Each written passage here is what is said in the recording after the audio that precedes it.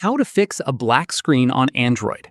This tutorial shows you a couple of ways to fix a black screen issue on your Android device.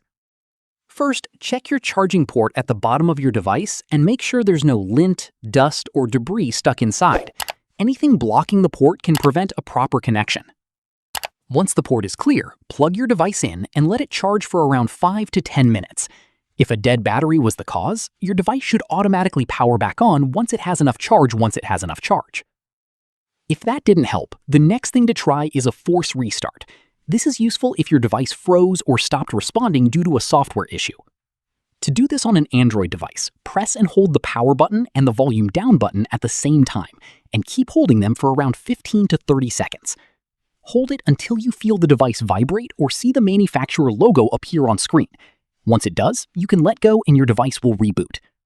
Keep in mind, if neither of these methods brings your screen back, the issue could be hardware-related, such as a damaged display or a loose internal connection, in which case it's best to take your device to a certified repair center. And that's it.